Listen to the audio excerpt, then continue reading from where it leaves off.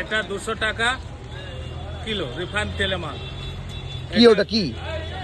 লাচ্ছা লাচ্ছা। এটা 220 টাকা কিলো ঘিয়ে মাল, এটা লাচ্ছা। ये 180 টাকা কিলো, ये ডালডা মাল। সব টেস্ট আলাদা আলাদা, মাল ভালো। রমজান মাসে বিক্রি হয়, একবার খাবে আবার এখানে কোলেটোলা মোড়ে চলে আসবে। এটা নান খাটা 140 টাকা কিলো, আর এটা হলো 160 টাকা কিলো। এসব গরম জিনিস। मुरब्बा दे 500 ग्राम। कितना लेना है? कितना ले?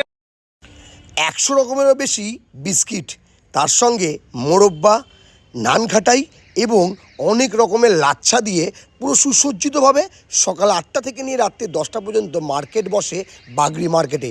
হ্যাঁ, একদম ঠিক শুনেছ।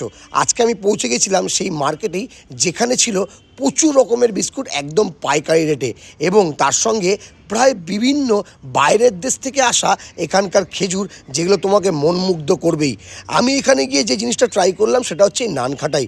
যে নানখাটার দাম ছিল মাত্র 110 টাকা কিলো। খেতে ছিল যথেষ্ট ভালো, এবং তার সঙ্গে খেজুর, সেটা ইরান থেকে আসুক বা আসুক বাইরের দেশ থেকে, বিভিন্ন রকমের খেজুর মোরব্বা, চাল কুমড়োর মোরব্বা থেকে শুরু করে অনেক রকমের পেঁপের মোরব্বাও এখানে অ্যাভেলেবেল আছে। সো আমি জানি না তোমরা কতজন বাগরি মার্কেটে ভিজিট করেছো। যদি ভিজিট করে থাকো অবশ্যই কমেন্ট বক্সে কমেন্ট ড্রপ করো। আর এখানে কোন জিনিসটা তোমাদের সবথেকে বেশি ভালো লেগেছে বলতে